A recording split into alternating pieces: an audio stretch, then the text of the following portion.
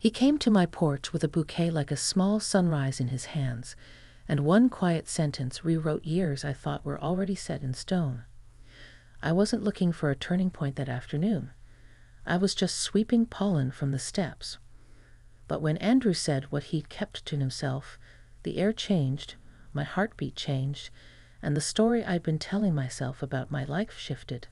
Softly, stubbornly, completely. Before I begin, tell me in the comments which city you're watching from. I love picturing where you are as I tell this. The neighborhoods, the porches, the kitchens, the quiet streets. It makes me feel like we're all sitting together.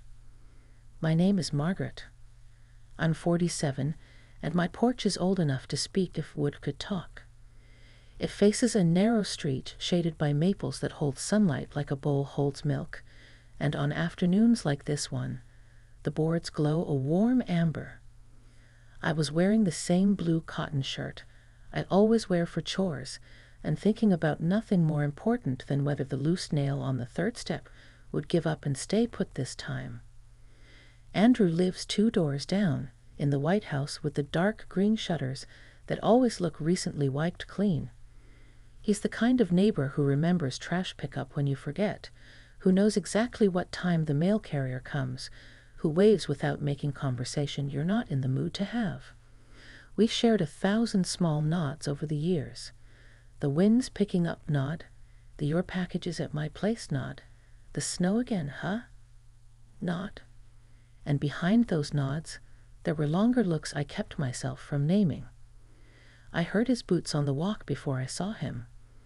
When I looked up, he was at the gate, holding a bouquet wrapped in brown paper. Not roses, something kinder. Daisies, I thought. Yellow and white, simple as bakery frosting. "Hey, Margaret," he said, stopping at the bottom step. "Do you have a minute?"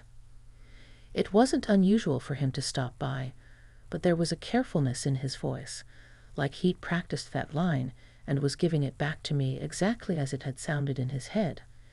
I set the broom against the rail and wiped my palms on my jeans. "For flowers," I said, smiling because it felt easier than asking the dozen questions that wanted to rush out.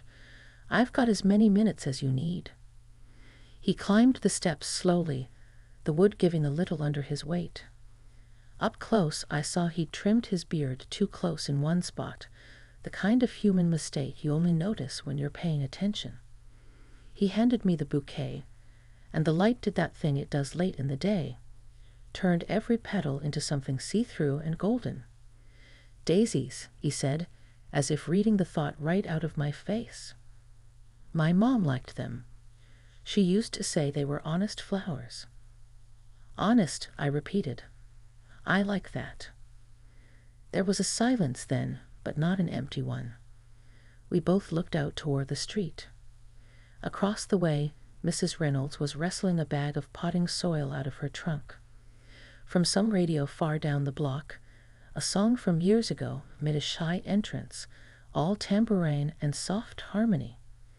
In that easy, ordinary soundtrack, something else hummed, a tighter note like the string on a guitar he hadn't quite tuned.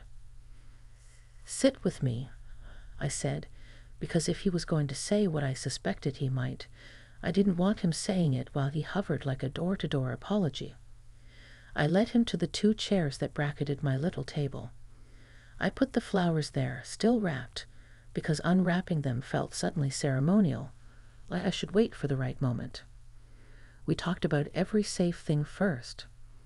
The weather, which in our town is always competing to be the main character. His gutters, which he'd finally hired someone to clean. The dog next door who keeps learning new ways to escape.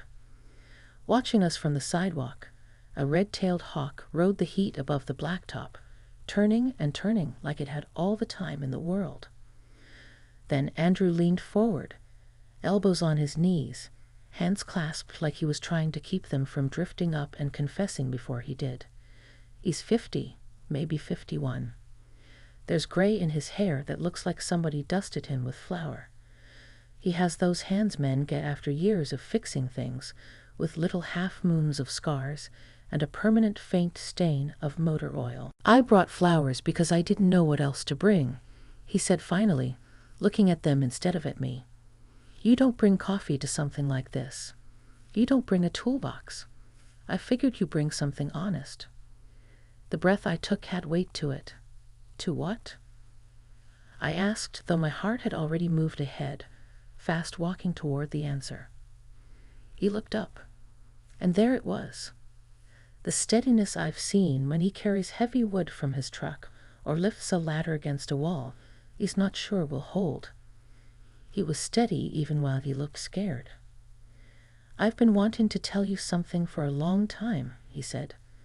"I kept telling myself to wait, until your divorce was behind you, until my head was straight, until...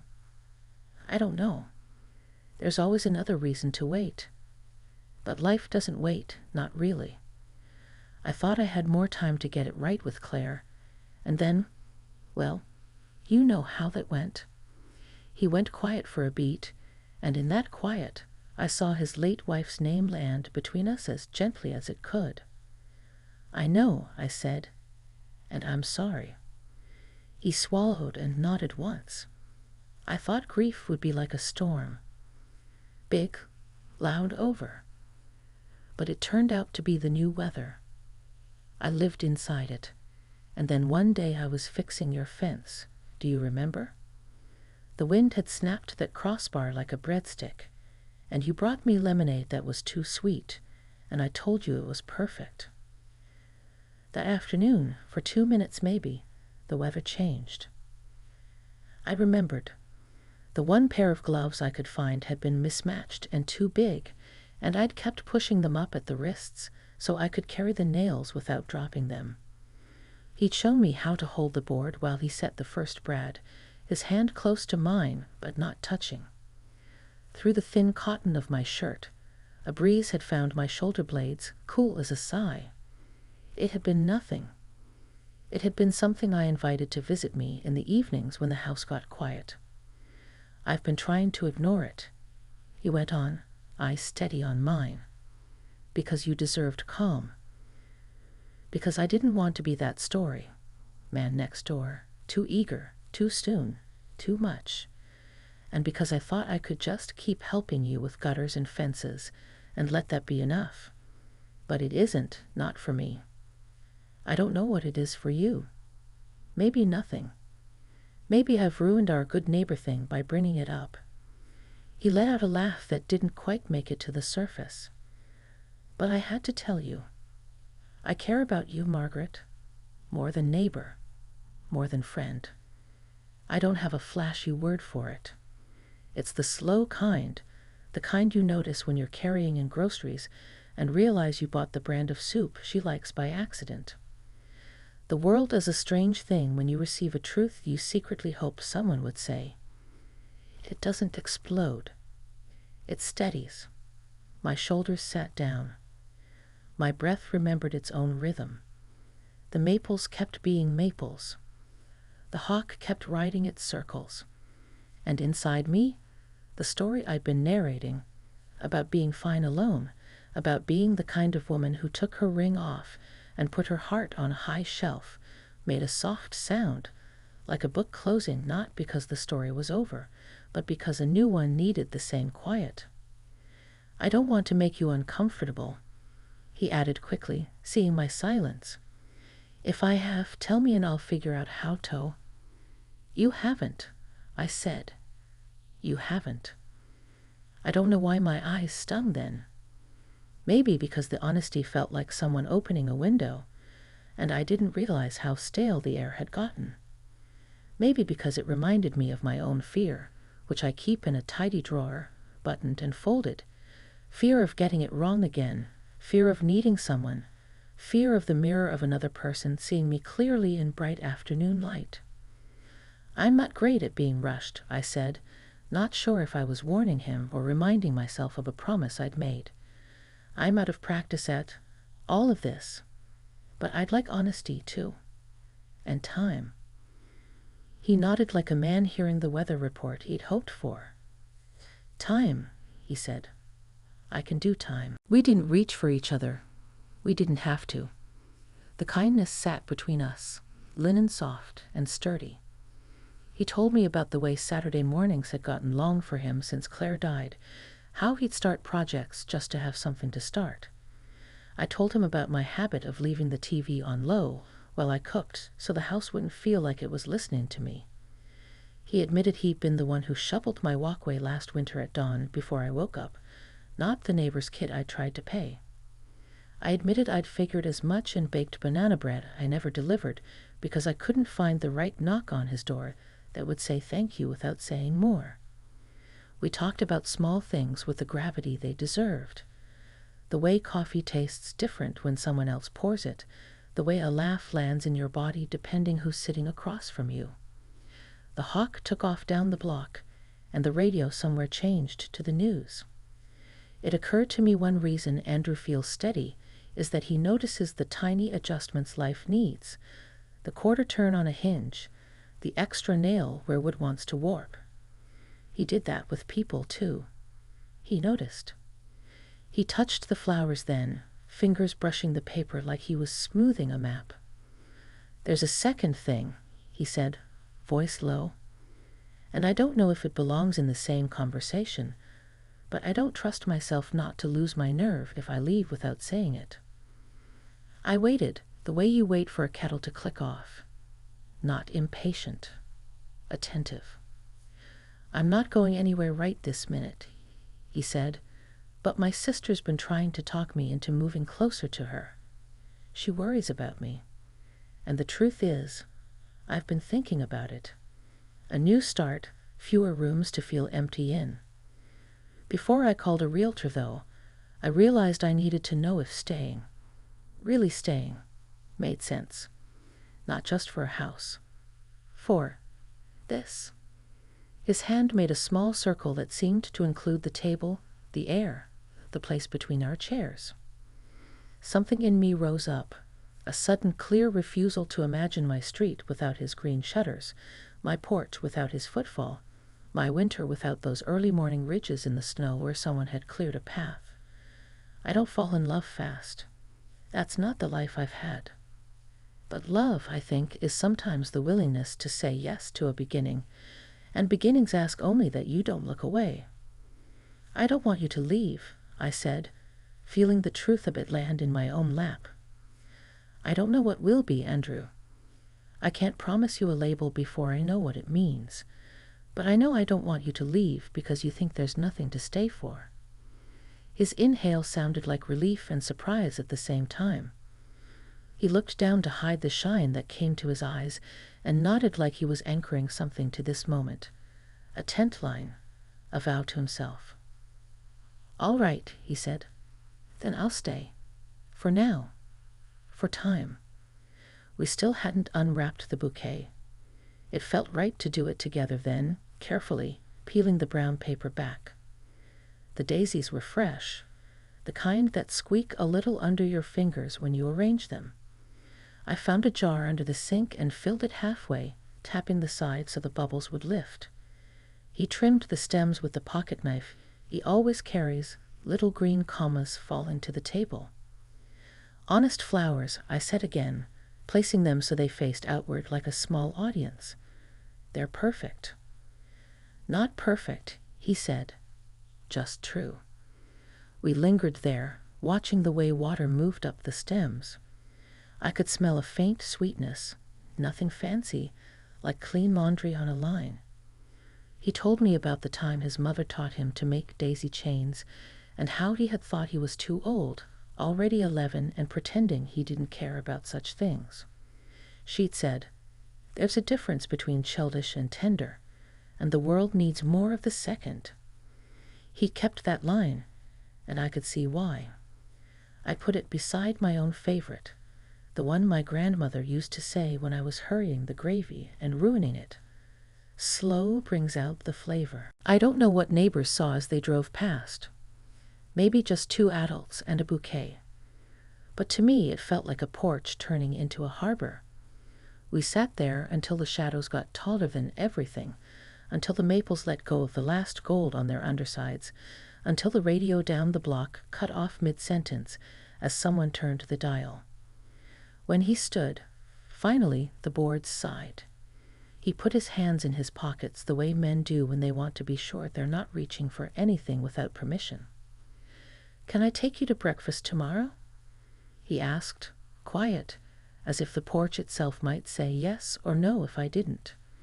The farmer's market has those cinnamon rolls the size of hubcaps. I smiled at the image. "Breakfast sounds good. I'll bring the 2 sweet coffee." "Perfect," he said, and the word, coming from him, didn't scare me. He made it halfway to the gate before he stopped and turned back.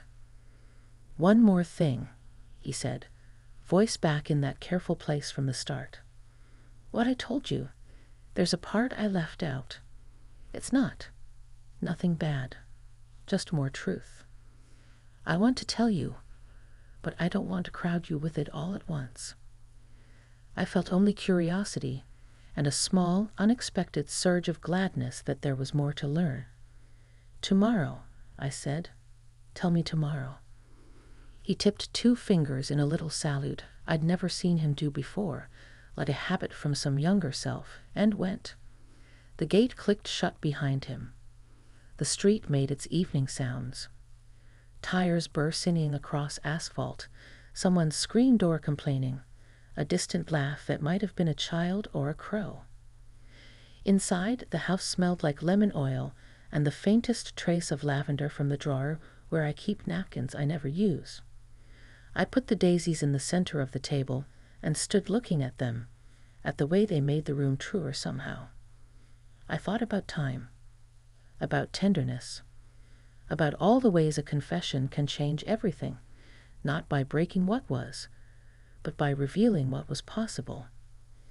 I washed 2 plates, though we hadn't used any, the way you clean in anticipation of guests, and dried them so carefully you'd have thought they were new. Then I went back to the porch for the broom I'd left leaning against the rail. The evening was cooler, the stars shy and few. I thought I could still smell the faint green cut of the stems on my hands. It smelled like beginnings, which don't have a scent until, one day, you notice they do. Before I locked up for the night, I looked down the block toward Andrew's house. A light turned on in his kitchen. Then another, softer, warmer. You wouldn't have known anything had changed if you were just passing through. But something had, quietly and thoroughly, in that way honest things do when you're brave enough to say them out loud. The morning after Andrew came with those daisies, I woke up earlier than usual. I stood by the kitchen window, watching the light stretch itself across the street, and I felt that rare mixture of nerves and calm that only comes when life has just shifted in a way you didn't expect, but somehow always needed. The daisies sat in the center of my table, their white petals opening wider, as if they too were waiting for what the day would bring. I don't usually dress up for breakfast, but I found myself smoothing my hair twice and reaching for the softer blouse I'd been saving for no occasion at all. I told myself it was silly. It was just Andrew. Just my neighbor. Just breakfast. But I knew better. Some mornings don't need announcing to be extraordinary. You can feel it in the air before you've had your first sip of coffee. When he knocked at my door, he didn't come empty-handed.